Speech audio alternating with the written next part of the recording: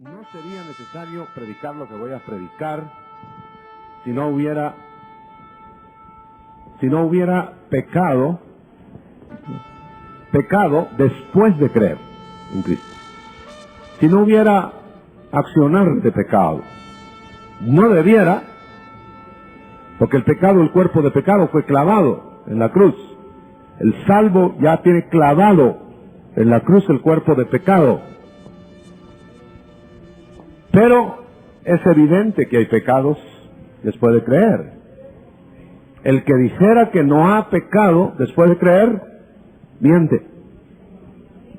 Entonces ahora hemos estado hablando de juicios, no vamos a hablar de juicios esta noche. Vamos a hablar de cómo eludir, no es la palabra, cómo escapar de los juicios, cómo evitarlos, cómo podemos nosotros alcanzar la planificación que el Señor quiso mediante un procedimiento que Él dejó establecido. Va a abrir usted su Biblia en el primer libro de Juan, no en el Evangelio, sino en el primer libro de Juan, primera carta de Juan,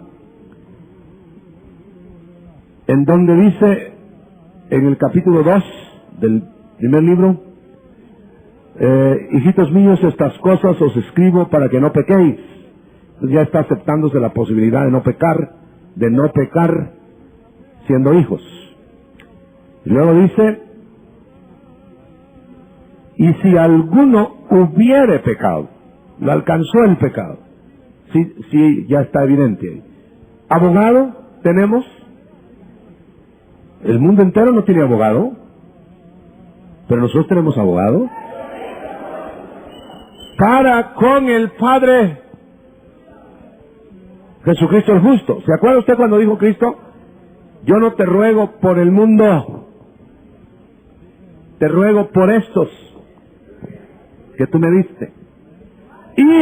Y porque no era solo aquella generación, y por los que han de creer por la palabra de ellos. Pero ¿oyó? ¿El mundo no tiene abogado? Yo no he interesado por el mundo, he interesado por la iglesia.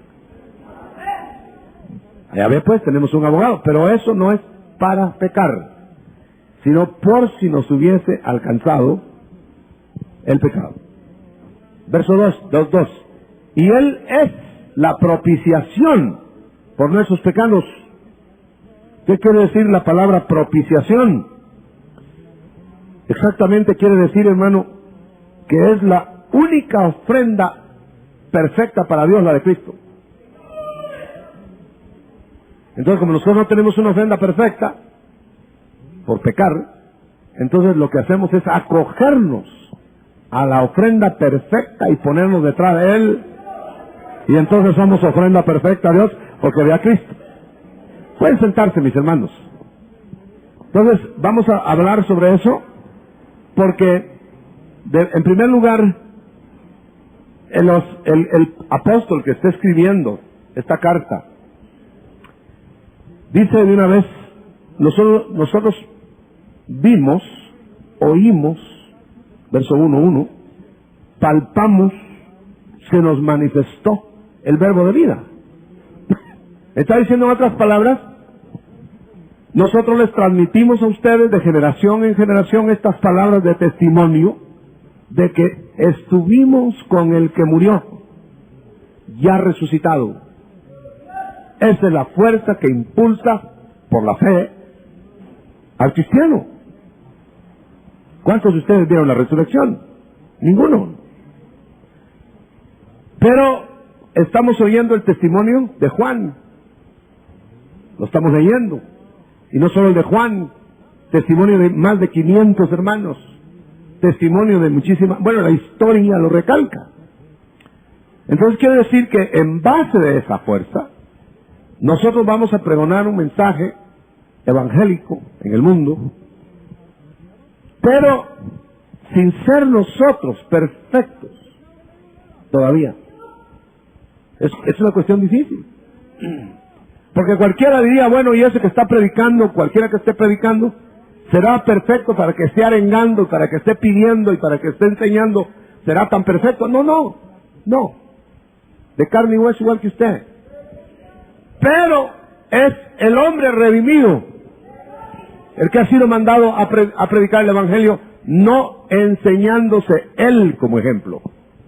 Eso es lo que Pablo dijo, no nos predicamos a nosotros mismos, porque no seríamos el ejemplo ideal, ni mucho menos.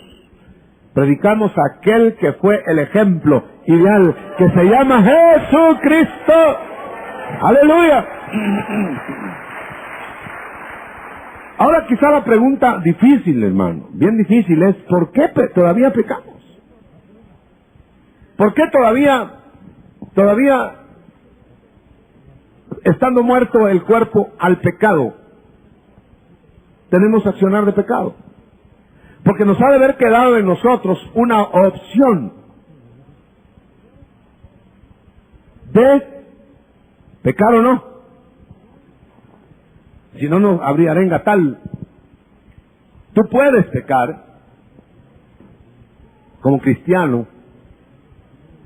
El inconverso tiene que pecar, es una obligación, es una naturaleza, es una fuerza más allá de sus mismas posibilidades de detenerla.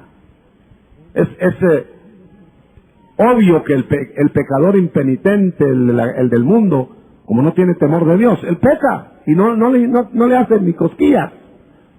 Pero lo que extraña es que cristianos podamos todavía pecar. No vamos a discutir esta noche, hermano, el porqué de eso. Habría que estudiar mucho, muy a fondo. No podemos discutirlo, no, ni mucho menos, no es esa la noche. Lo que tenemos que aceptar es que de alguna manera y por alguna razón pecamos. En eso tiene que usted que estar de acuerdo, o levante la mano el que ya tiene a lo menos 4 meses de no pecar, como me dijo un hermano. Entonces cuando venimos nosotros a la iglesia en plena comunión con Dios, fíjese bien, Dios no hace comunión con el pecador impenitente, interrumpe. Pero si usted viene, hermano, en armonía y comunión con Dios, no es porque usted sea impecable, sino que usted hizo uso del mecanismo que Dios dejó. O no está en comunión aunque usted cree estarlo. Lo voy a leer. Nosotros, dicen el 1.9 de 1 de Juan, o 1.8, si decimos que no pecamos, nos engañamos a nosotros mismos y la verdad no está en nosotros. Pero si los confesamos, Él es fiel y es justo. ¿Quién? El abogado. Para perdonarnos nuestros pecados, Dios por medio del abogado. Y limpiarnos de toda maldad. Quiere decir que cuando usted está en comunión con Dios, que ha hecho ejercicio de esa confesión y se ha apartado del pecado, usted se siente alegre en comunión con Dios, es como que no hubiera pecado. Eso es lo que quiere decir, porque nos acogimos al abogado. Pero tenemos, según el verso que acabo de leer, 9, que confesarlo. Alguien me dijo, hermano, entonces tenemos que confesarle a otra persona nuestros pecados. No, hermano, óigame bien. No, usted le va a confesar al Señor sus pecados. Amén. Los después de conocer a Cristo.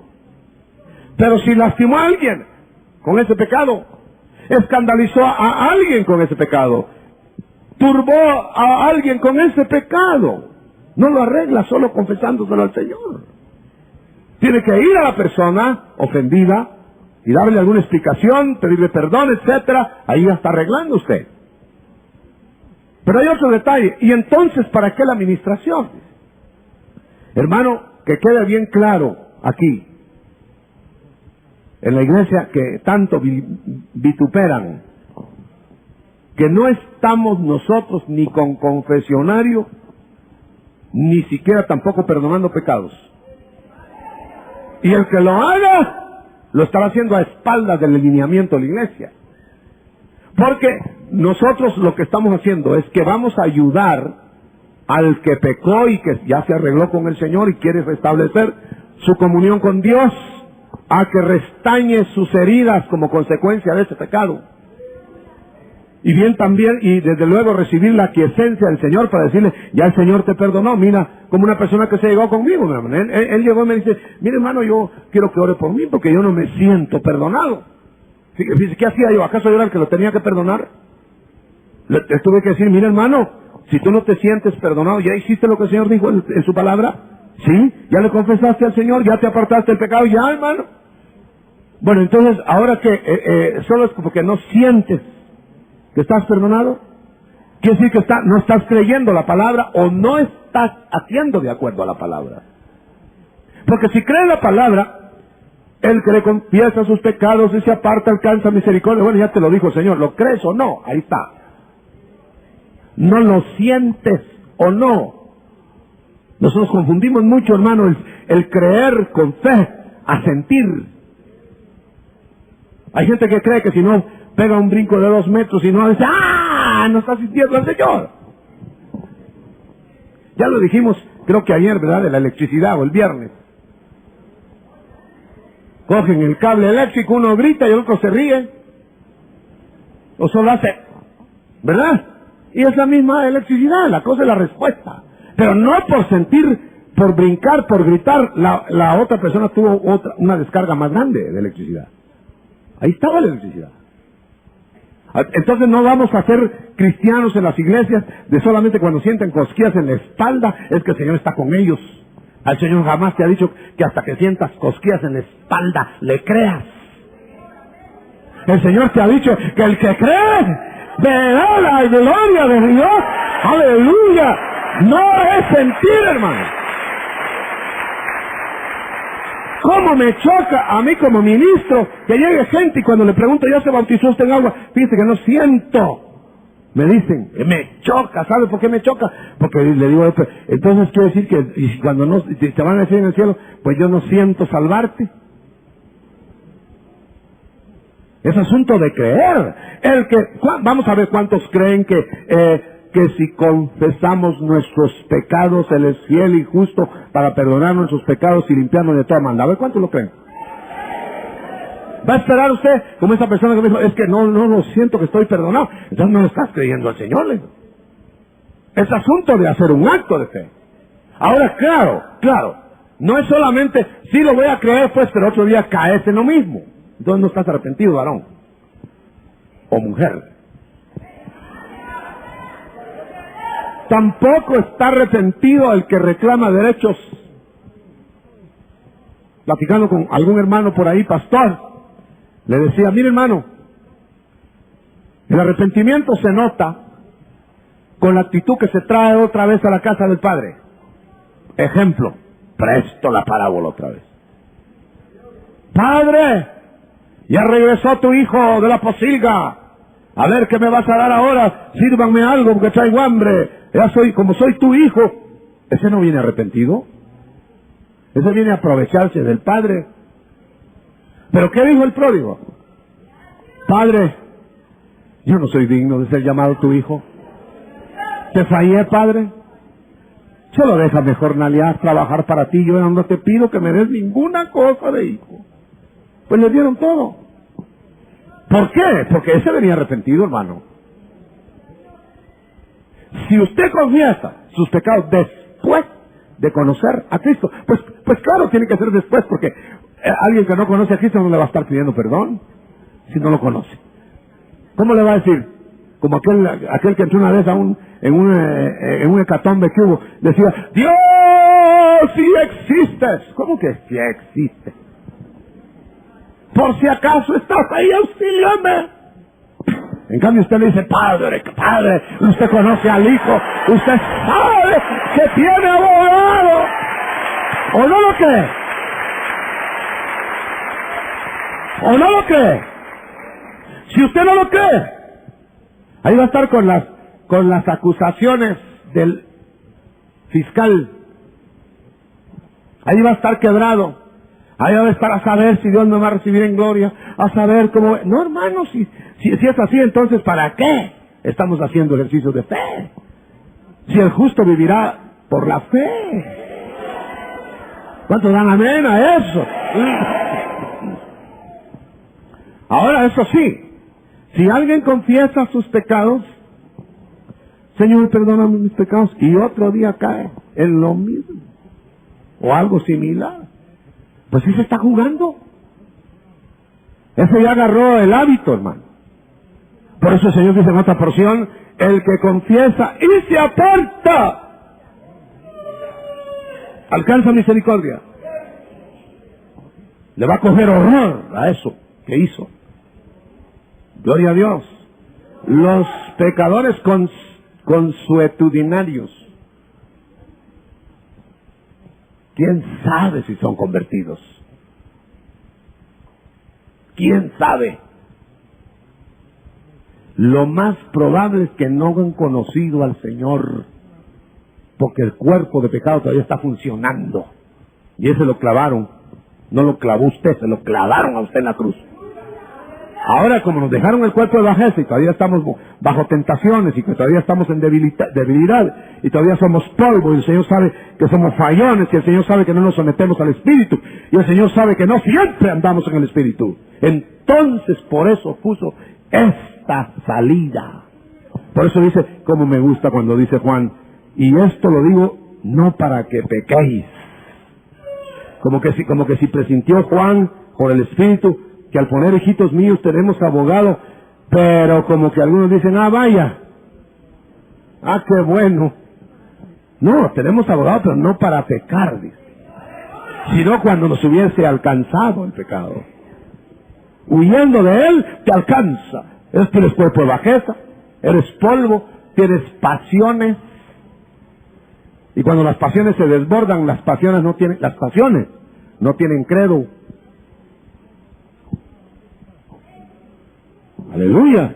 Estás en alternativa, sea bajo el fuego de las pasiones o de las tentaciones o en la prueba.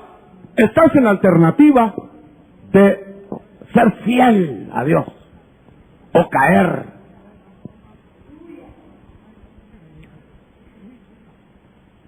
Daniel, Señor, estoy aquí en medio de Babilonia y de Babilonias.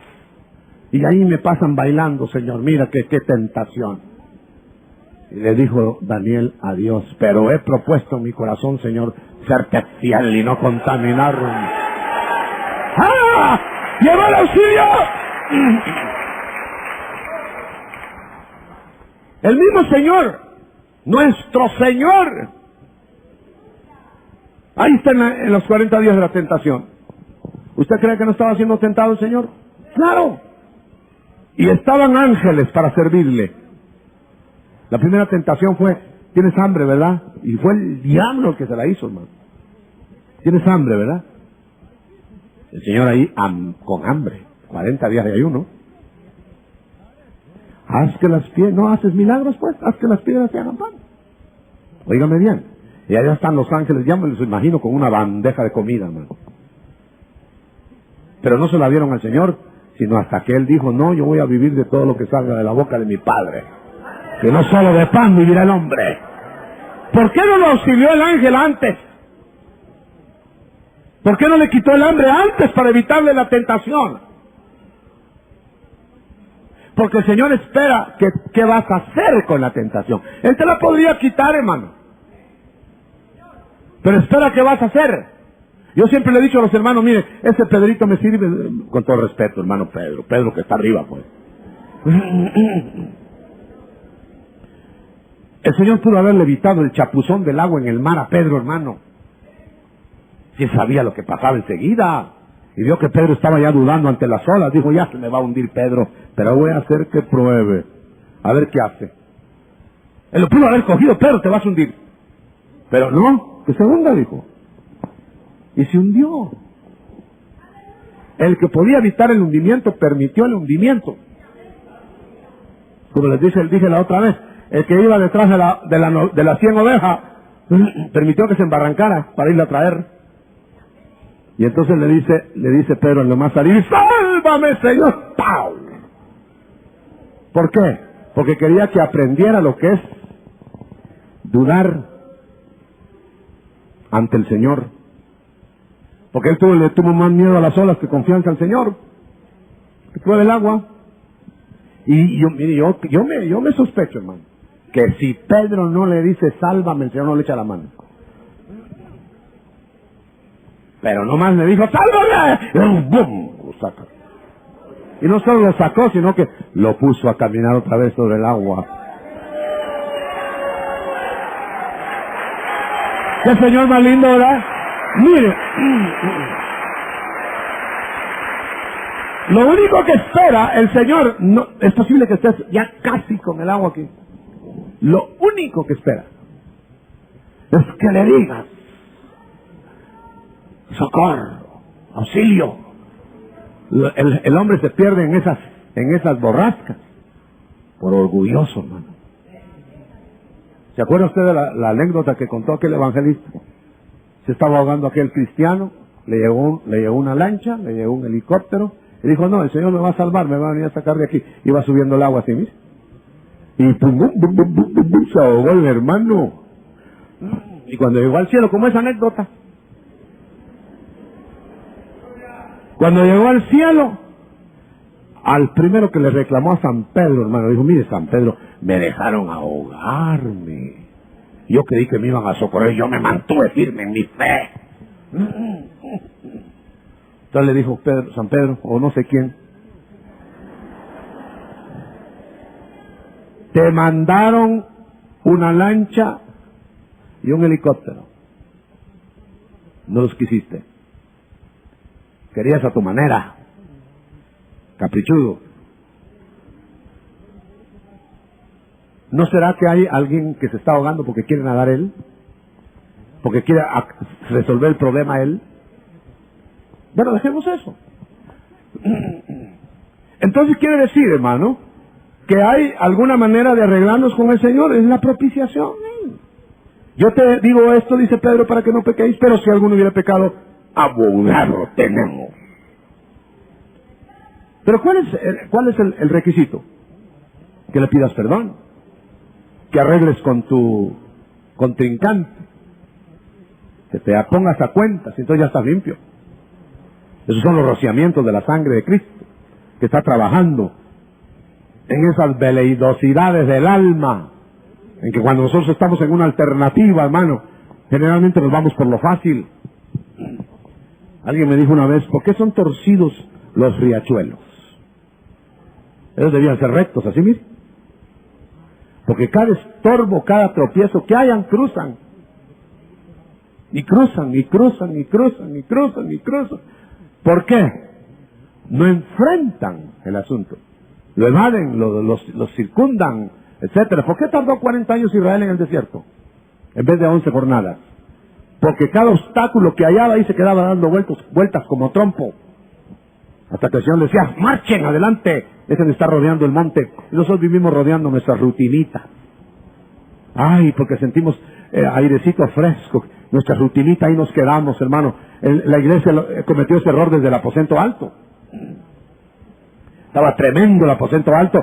Fuego, maravillas y esto y lo otro. Ya no querían salir de ahí, hermano. Y la gente muriéndose endemoniada abajo. O sea que nosotros, si queremos prepararnos, si queremos entender el Evangelio, esa es una doctrina básica, la que estoy dando esta noche. Si queremos entender el Evangelio, nosotros tenemos que saber que después de conocer a Cristo tenemos que acogernos a los rociamientos de la sangre. Para obedecer, ser rociados, para obedecer, dice. O bien obedecer para ser rociados. Cuando el Señor estaba en Getsemaní, dame tu voluntad, le dijo el Padre.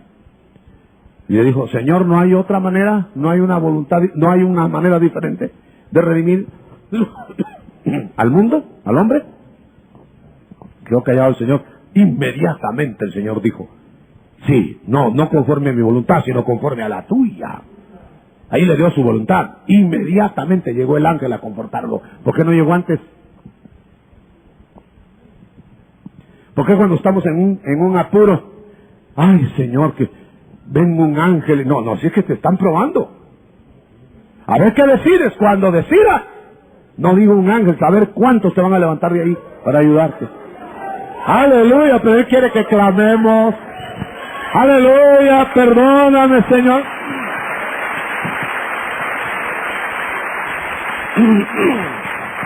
¿No dice el contexto que el que calla su pecado no prospera? ¿No dice la Escritura que si nosotros no sacamos eso, se destruyen nuestros huesos? Mientras callé, envejeciéronse mis huesos, dijo David. Nomás sacó todo eso. Se reventó la pústula y salió toda la podredumbre. Se rejuveneció. ¿Por qué tenemos que andar cabizbajos? ¿Por qué tenemos que ser cortados antes de tiempo? ¿Por qué tenemos que sufrir tribulaciones en el alma? ¿Por qué tenemos que estar toda la noche con los ojos como huevo estrellado, hermano? Si somos hijos, si ahí está la fórmula, arrodíllate y dile: Señor, ten piedad de mí.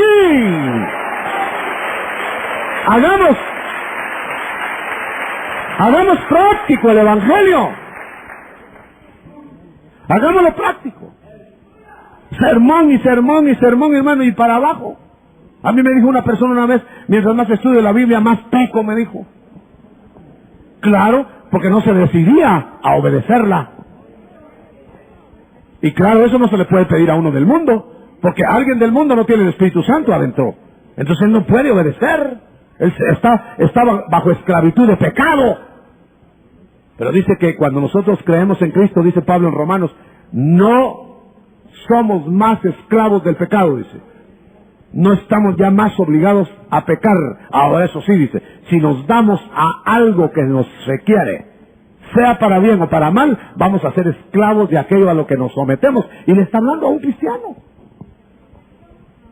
Cristianos que no pueden dejar vicios. Digámoslo, hermano, cristianos que chupan, así decimos aquí, ¿verdad? ¿Será porque no son cristianos? Puede ser que ese tal no sea cristiano. Pero puede ser también que él no se coge del Espíritu Santo. Y el Espíritu Santo no va a hacer las cosas que a él le dejó que hiciera. Hay una frase que a mí me gusta decirla porque la he experimentado muchas veces y la leo en la Biblia. Dios nunca va a hacer él lo que te dijo que tú hicieras. Deja esa área. Ay, Señor, bájamela, quitar. No, déjala. Mejor quítamela tú, Señor. No. Déjala. No te está diciendo que tú la puedes dejar. ¿Sabes qué te está diciendo? Déjala tú y yo hago el resto.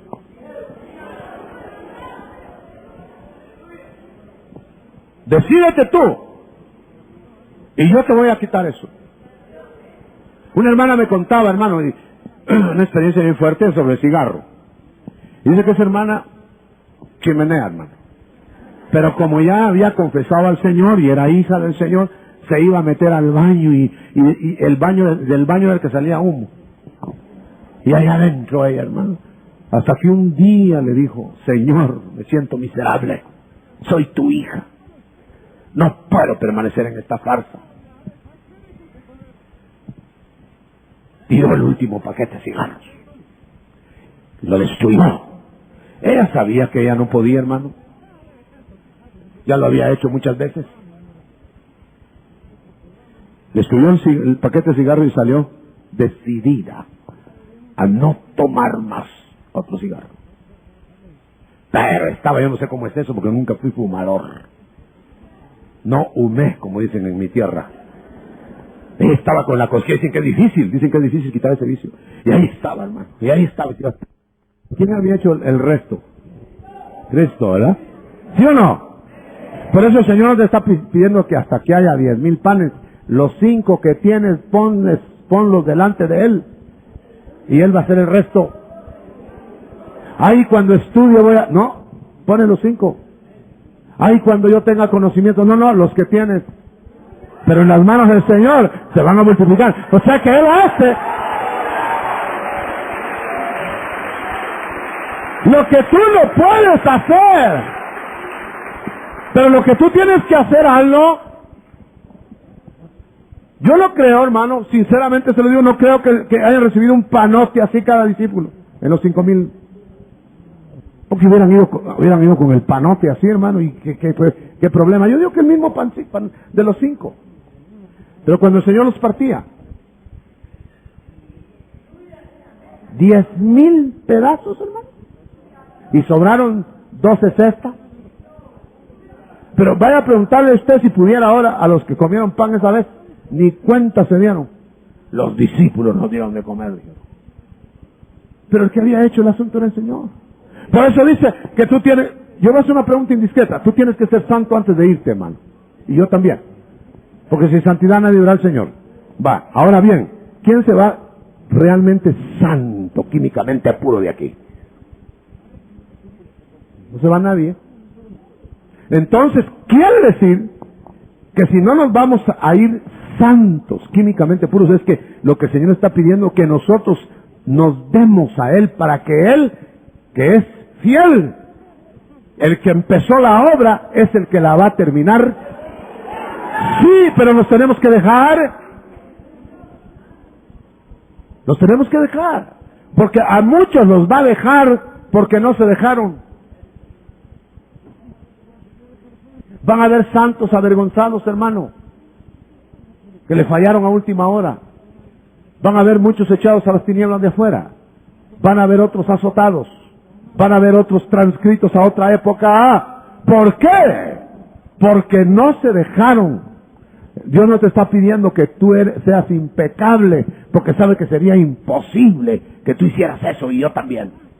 Pero te está pidiendo que cuando Él venga estés a cuentas, estés arreglado, estés sincero, genuino, para que te dé la santificación que te va a hacer verlo.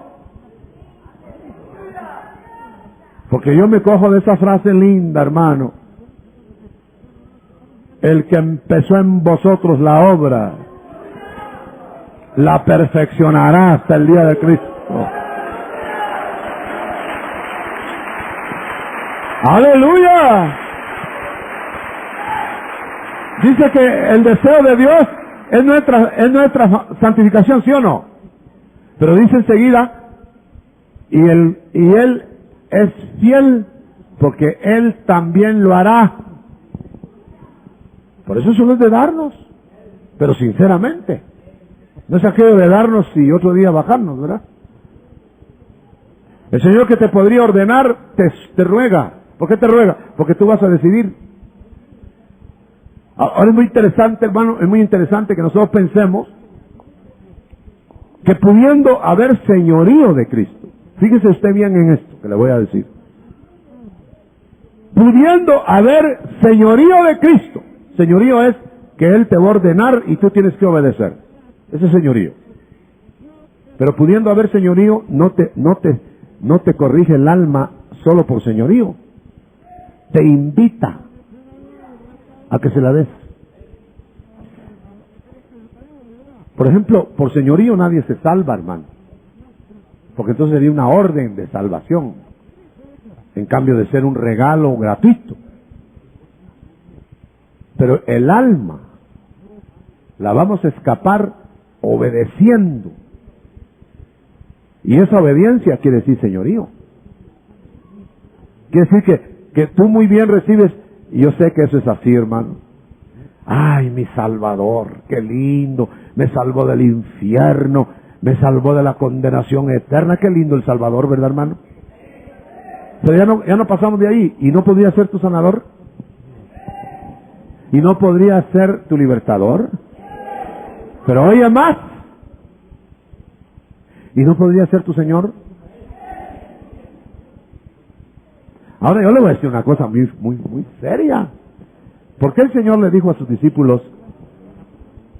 A sus discípulos. No inconversos, no del mundo. ¿Por qué me llamáis Señor? Si no hacéis lo que yo os mando. Entonces era Salvador de ellos, pero no era su Señor.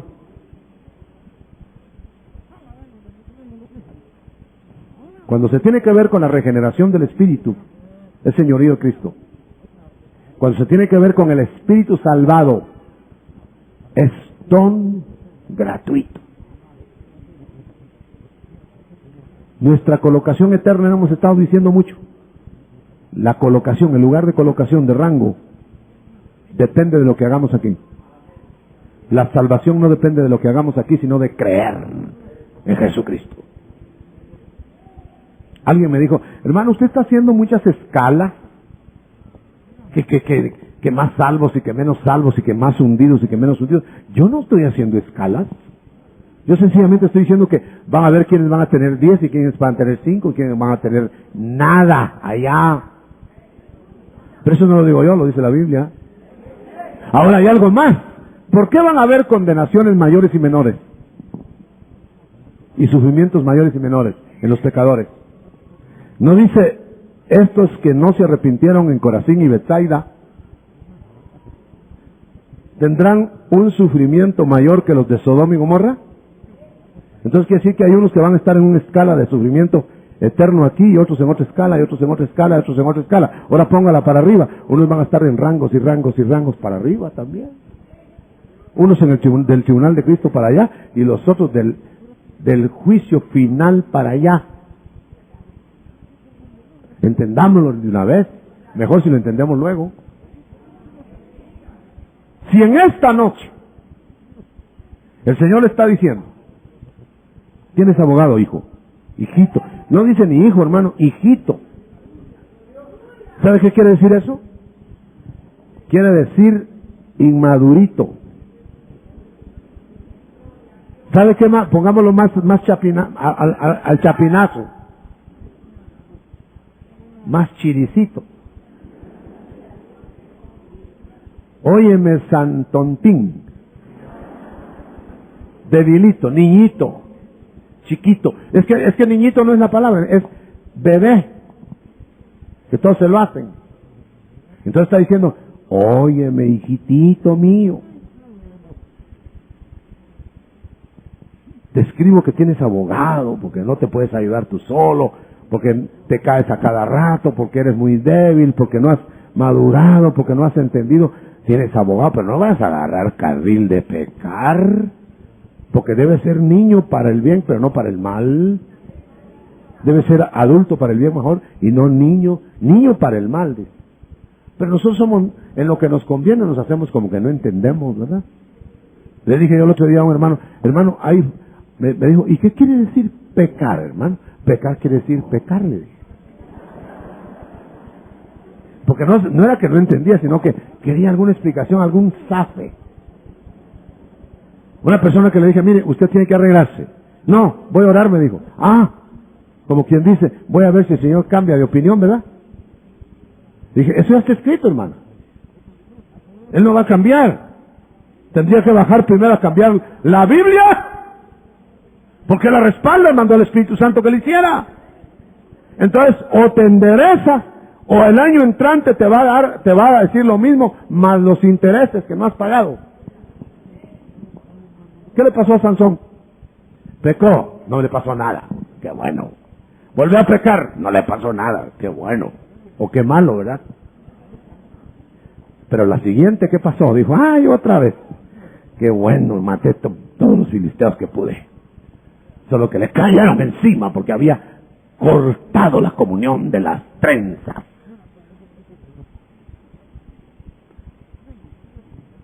Y a Dios se había ido. Pero mire qué cosa más dramática. El campeón de Dios, que falló 3 veces, o no sé cuántas, no le dijo a Dios. No le dijo, Sansón, a ver cómo sales ahora, Sansoncito. No. Sansón todavía creía, como hizo así, tenía fuerzas. Pero cuando quiso vencer en esa última ocasión, con sus propias fuerzas,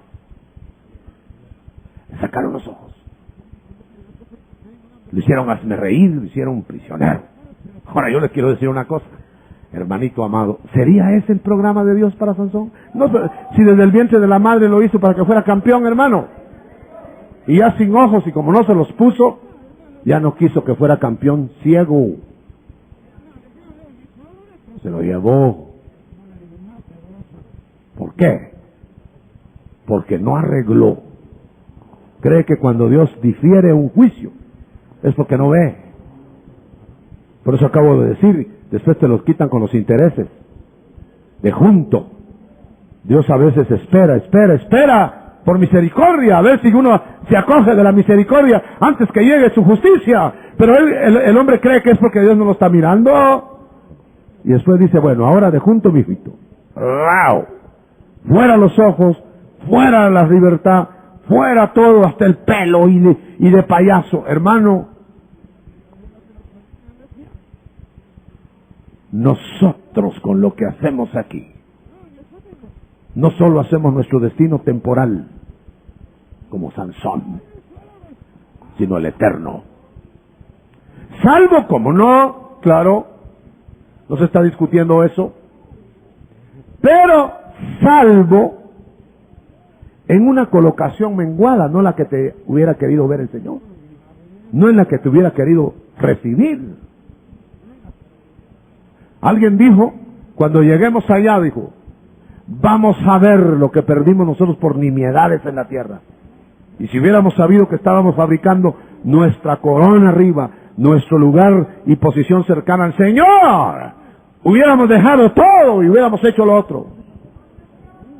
Pero como nos han dicho que hagamos bien o hagamos mal, de todos modos nos pagan igual, y que todos nos vamos y que no vamos a sufrir, pero ni con el pétalo de una rosa, hermano, no muramos engañados.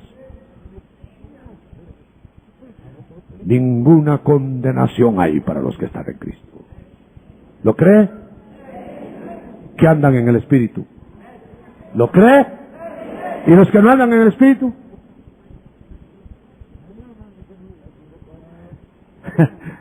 Mire, es tan misericordioso Dios que usted pensó que iba a decir yo, pues entonces para ellos sí hay condenación. No, hermano, no hay condenación tampoco.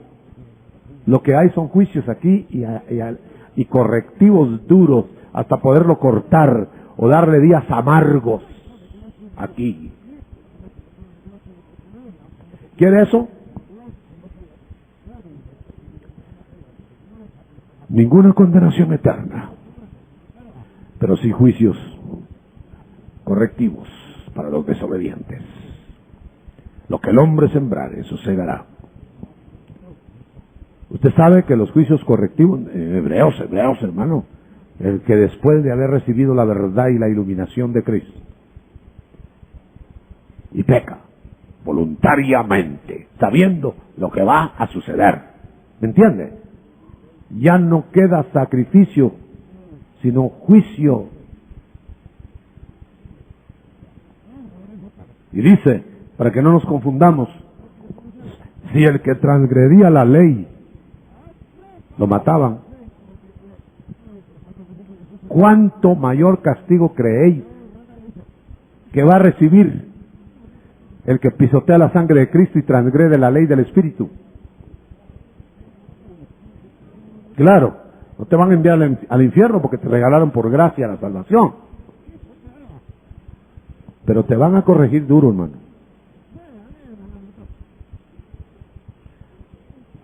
Yo no uso siempre los textos, pero a veces algunos de mis detractores dicen que yo no me pida texto, pero hermano, yo estoy hablando de la letra, pero está contenido en la palabra, en el Espíritu. No en un texto está todo. Usted busque la Trinidad en un texto, ¿no está? Está recostada en toda la Biblia. Quiere decir, hermano, cuando se dice eso, que no todo está enmarcado en una letra de frase en la Biblia, pero está el concepto del Espíritu metido en toda la letra. ¿Acaso encuentras en la Biblia que no fumes? Dice ahí, no fumes cigarros de tal marca. ¿Dice? Entonces no hay texto, ¿verdad? Pero ¿cuál es el que se manejaría para que tú no fumes? Que estás atentando contra la salud del estuche del Espíritu Santo, que estás dañando tus órganos, que esto y que el otro, que esa área te está dañando, que te esclaviza, que te amarra, que te tiene atado. Eso es. Claro, contra el alcohol sí, dice que no se emborrache nadie, dice, ¿verdad? Va, eso está más claro. Pero alguien me dijo de esos fumadorazos de cómoda, de archivo, con los dedos amarillos, hermanos con dedos amarillos. Me dice, a ver, ¿dónde está que uno no puede fumar? No, fume, échile de chimenea. que la Biblia dice que no te dañes, que no atentes con vicios que te atan. Y si quiere un texto muy cerca de eso, hermano, ya que se me quedó mirando, y que dijo Pablo, yo voy a verlo todo, pero no me voy a sujetar a nada, porque me va a esclavizar eso. Si algo me va a sujetar y me va a esclavizar, yo no lo voy a hacer, dice. No vamos a ministrar ahora sobre paquetes, porque no hay paquetes aquí. Pero hermano, hay pecados que no echan humo. Y como dicen en buen chapín, hay pecados que no dan estocada. En nuestro chapín, eso quiere decir que no se siente el olor al licor, ¿verdad? El rencor no tiene olor a algo para que diga, ese está rencoroso, miren cómo, ¿verdad? Pero es tan delicado ante Dios el rencor, como el alcohol. El odio, peor que el alcohol, o a lo menos peor que el cigarro. Siempre hay algo. Entonces, nosotros ya hacemos nuestros reglamentitos, ¿verdad? No fuma, no anda mujeriando, no chupa. Buen diácono. Buen ayuda de pastor. ¿Verdad? ¿Y por qué no analizamos? ¿Tendrá rencores, fulano? ¿Tendrá odios? ¿Tendrá envidias? ¿Tendrá que no echan humo ni olores? Eso está peor.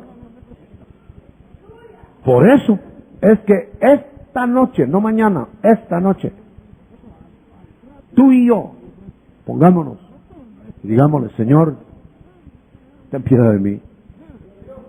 El otro fuma, pero yo tengo otras cosas, dice. El otro chupa, pero yo tengo otras cosas. Yo nunca he oído, hermano, mire, y lamentablemente nunca lo he oído. Me acerco a veces a los altares y nunca oigo, Señor, quítame esta envidia que me mata. Nunca he oído. Como que la envidia, como que le gusta a la gente que lo tiene, ¿verdad? He oído, Señor, quítame este vicio. Ay, ya no me aguanto, ni yo mismo, quítamelo, Señor, este vicio. ¿Y por qué no con el mismo fervor clamamos que nos quiten esos resentimientos, esas heridas que nos matan? ¿No le parece que sería muy bueno? Está oyendo que tenemos abogado, él le va a comprender. Puede ser que yo no le comprenda, pero como usted va a hablar con su abogado allá arriba, y hable primero con el que tiene adentro, que es el Espíritu Santo, para que le enderece los escritos, para que él le ponga lo que tiene que decir, hermano. ¡Aleluya! Vamos cerrando para hacer una administración en unos minutos.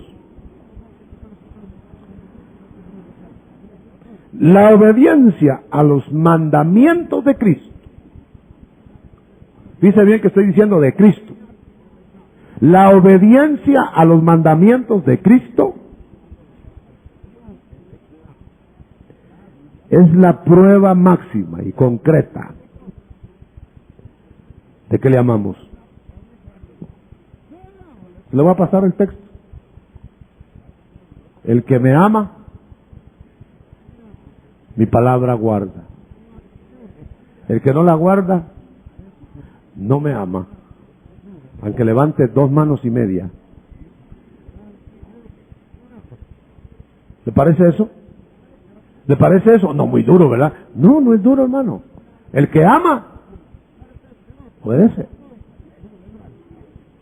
No se puede uno enamorar de los mandamientos del Señor si no lo conoce a Él bien. Ahí veníamos hablando con mi hermano Arturo, mi hermano pastor. La persona que tenía un libro que le regaló su amigo, o una persona, nunca lo leía, aburrido, qué feo, ahí está el libro, vale. Y después lo conoció al autor del libro, se enamoró de él y se casaron, o se pusieron de novios. Se fue a la casa a leer, qué lindo libro ahora, ¿verdad? Porque le interesaba la persona, el autor. Pero nosotros podemos estar oyendo cargas de mandatos del Señor. Si no lo conocemos, no le vamos a agradar, ni vamos a querer agradarle. Le contaba la anécdota, o verdad, de aquella muchacha que su novio se fue a estudiar posgraduado a Europa. Se enamoró la novia de él. Y aquel estaba enamoradísimo desde Europa. Le mandaba cartas 3 veces al día. Oiga bien. Y cuando ya vino para ver si el compromiso, ya terminó sus estudios y entró en el aeropuerto o del puerto, no sé dónde, y entonces la novia le abraza y le besa y bueno, nos vamos a casar. Y cuando llega a la casa la novia, tenía en una caja todas las cartas, en un estuche perfumado y todo, hasta con un listón, y ni una sola carta estaba abierta. ¿Amaría a esa mujer a este hombre? Si lo hubiera amado, se hubiera bebido las cartas. Aunque no tuvieran perfume, pero hasta todas arrugadas de tanto leerlas. Ahora hágame favor, pasémoslo al término espiritual. ¿Usted lee las cartas del amado? ¿Ahí? ¿Sí? ¿O la tiene bien perfumadita su Biblia, nívea, blanca, en la sala? Todavía brillan las orillas doradas. O en lo mejor de la sala, una bibliona bien cara, con orillas de oro, pero jamás la ha abierto. Hasta cucas tiene adentro.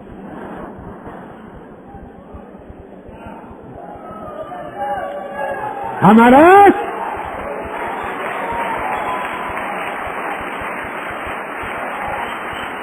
Y si ahí está lo que el amado le dijo cuando regresaba, hay que ir a ver las cartas para estar a tiempo preparado o preparada.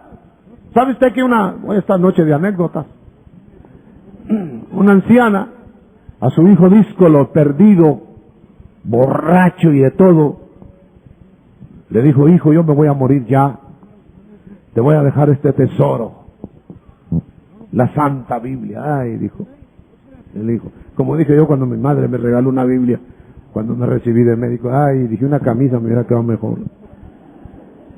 Y ese hijo dijo: vaya mamá, gracias mamita, y mamita linda. Y se murió la mamá. Le dijo: léela antes de morir. El hijo llegó y tiró la Biblia en su casa. Después estaba en no sé qué apuros. Después, ¿saber cuánto tiempo pasó? Porque la madre le recordaba que la madre le dijo: ahí vas a encontrar los tesoros más grandes. Algo le pasó que de veras dijo: debe tener razón mi mamá. Cogió la Biblia vieja, vetusta. No sé cuánto tiempo había pasado, lo ha haber tocado el Señor, y empieza a ver la Biblia, hermano, ahora con hambre de saber de la verdad. Y en cada hoja escondida había dinero que su madre le había dejado. Si él no va a buscar lo espiritual, se hubiera perdido lo otro también, ¿verdad? Pero también si le dice: hijo, ahí te dejé unos billetes, se los saca de entrada, hermano. Buscad primeramente el reino de Dios, y lo demás viene añadido, metido ahí, hermano. ¡Aleluya! ¡Aleluya! Levante su mano derecha. No va a encontrar billetes en la Biblia probablemente, pero va a encontrar lo más grande. Y lo demás, ¿cree usted que el que le da la vida y el que le da el contenido de una Biblia infalible no le va a dar lo demás? ¡Aleluya! Abogado tenemos, no para pecar, sino para que nos saque de nuestras limitaciones, bajezas, pasiones, cuando le pidamos auxilio, cuando nos demos enteros, cuando el Señor pueda oír tu voz arrepentida y alcanzará misericordia. Si Dios hiciera solo justicia, no estuviera ninguno solo aquí de nosotros, pero la justicia de Dios espera que tú clames por la misericordia y llega después. Pero te encuentra ya en Cristo. Se besan, porque si no seríamos destruidos. Si no hubiera un remanente de obediencia, hermano, seríamos como Sodoma y Gomorra, dijo Isaías. Si Dios no nos hubiera dejado un remanente en Israel, dijo, como Sodoma y Gomorra seríamos, barridos. Con la mano derecha levantada, yo ministro tu alma en el nombre del Señor. Rindamos el alma, hermano. Ah, si confesamos nuestros pecados, Él es fiel y justo para perdonarnos. Está hablando a los salvos, al pecador de la tierra le diría: cree en Jesucristo y serás perdonado. Pero al perdonado y salvado le dice: confiésate y arrepiéntete y apártate, y yo te perdonaré tus pecados.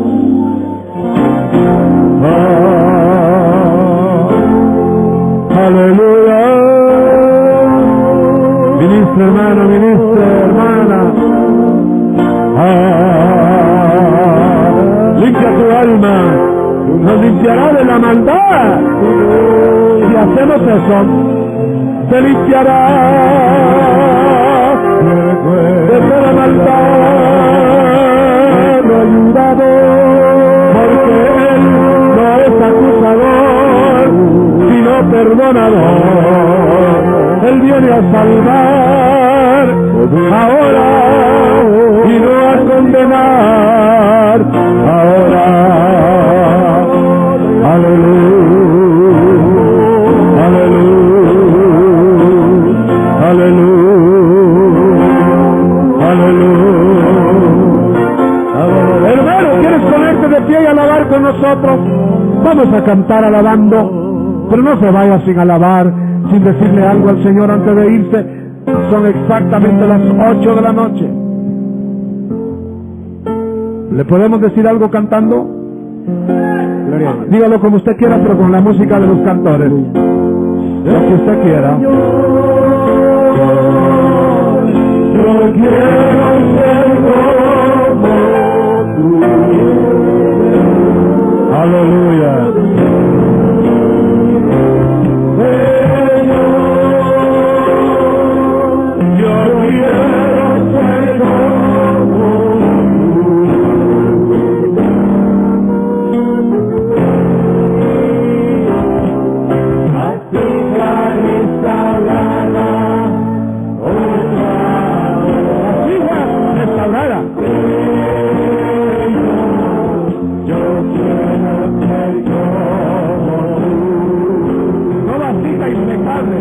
Restaurada.